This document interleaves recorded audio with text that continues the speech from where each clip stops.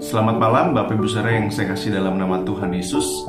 Malam hari ini kita akan sejenak merenungkan kebenaran firman Tuhan yang akan menjawab pertanyaan di malam hari ini. Pertanyaan saya dan mungkin juga pertanyaan Bapak Ibu Saudara berkaitan dengan seandainya kalau malam hari ini kita meninggal dunia atau dipanggil Tuhan, apa yang perlu dan penting untuk kita lakukan sebelum masa itu tiba.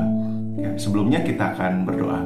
Bapak Surgawi, kami mengucap syukur malam hari ini bersama dengan jemaat Tuhan dan orang-orang yang mendengar tayangan ini untuk kami merenungkan sejenak, memikirkan apa yang perlu kami lakukan dalam persiapan hal-hal yang penting untuk kami pikirkan, renungkan, dan kerjakan selama kami hidup di muka bumi ini.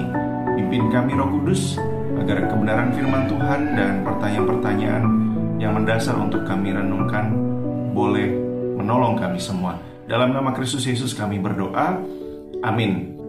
Bapak Ibu Saudara, manusia paling bijak yang pernah lahir di muka bumi ini, Salomo, pernah menegaskan kepada kita bahwa ada waktu untuk lahir, ada waktu untuk meninggal. Dan kitab Ibrani di sore hari ini, di malam hari ini, menolong kita menegaskan bahwa sama seperti manusia ditetapkan untuk mati hanya satu kali saja dan sesudah itu dihakimi. Menurut data, ada 60 juta orang setiap tahunnya meninggal, atau sama dengan 2 orang per detik meninggal dunia di muka bumi ini.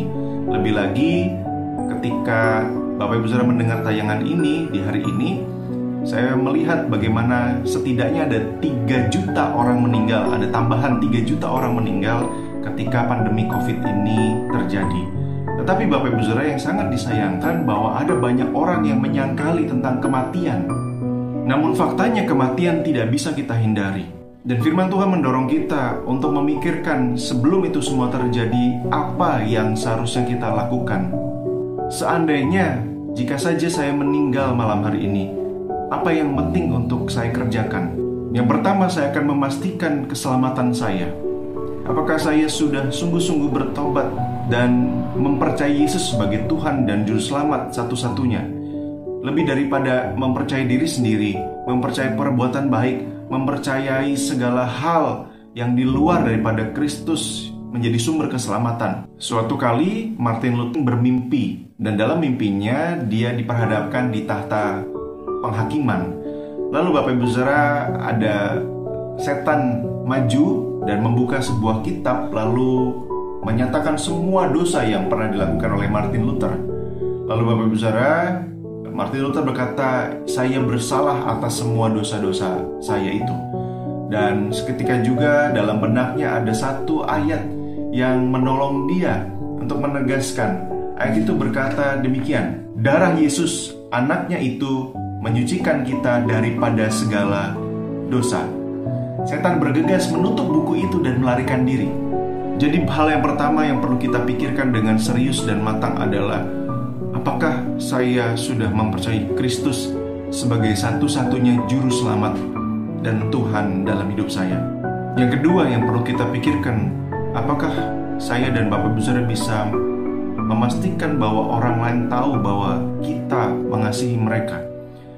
Satu kali Bapak Ibu Saudara, ada seorang ayah yang ditelepon dari pihak kepolisian mengabarkan bahwa anaknya yang laki-laki mengalami kecelakaan. Setelah itu Bapak Ibu Saudara, ayah dan ibunya mendatangi tempat kejadian perkara. Sampai di sana ia bertemu dengan anaknya itu dan dia berkata kepada anaknya, "Mengapa ini kau lakukan? Bukankah ayah sudah membelikan semua hal yang kamu minta? Mengapa engkau melakukan balap liar?" Lalu Bapak Ibu Saudara, anaknya ini berkata kepada ayahnya, "Ayah tahu bahwa aku sebenarnya tidak menginginkan semua ini. Aku hanya menginginkan ayah." Dan ironis memang bahwa mungkin hari-hari ini kita melakukan sesuatu untuk orang lain, untuk keluarga, orang-orang terdekat dengan kita. Tapi Bapak Ibu Saudara, ada orang berpikir bahwa pemberian-pemberian adalah bagian daripada kasih, dan itu sesuatu yang sangat benar.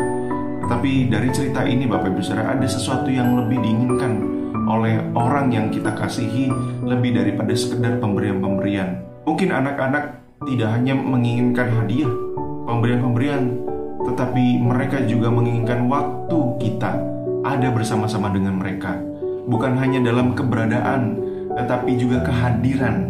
Karena mungkin Bapak Ibu Saudara, kita bisa ada bersama dengan mereka satu ruangan, tetapi kehadiran kita tidak dirasakan. Mungkin karena kita sibuk dengan handphone kita sendiri dan mengabaikan anak-anak yang ada di sekitar kita. Perenungan kedua malam hari ini adalah seharusnya kita rindu memastikan bahwa orang-orang di sekitar kita, mereka mengetahui bahwa kita mengasihi mereka.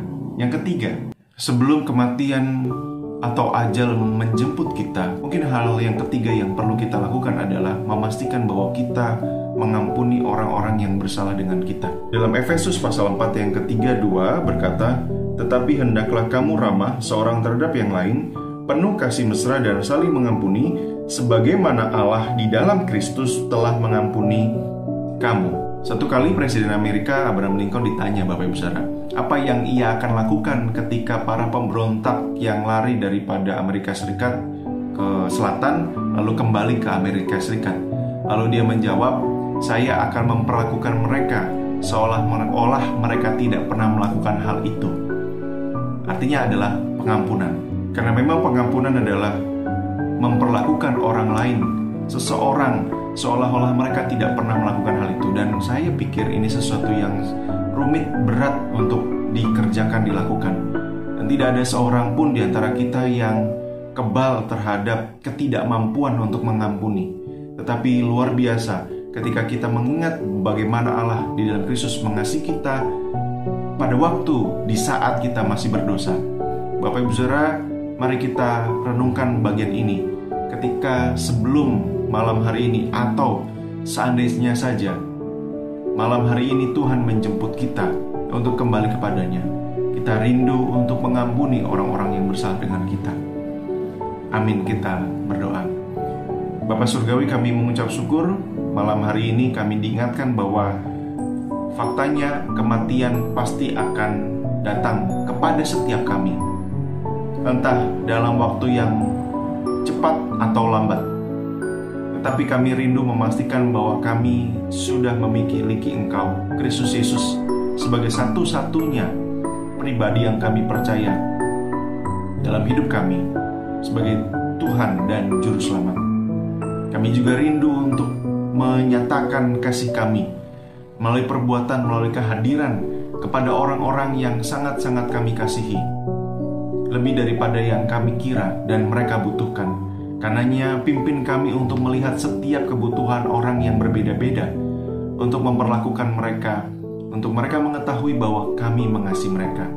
Dan juga kami rindu, sebelum segala sesuatunya berakhir di muka bumi ini, kami rindu memastikan untuk mengampuni orang-orang yang bersalah terhadap kami.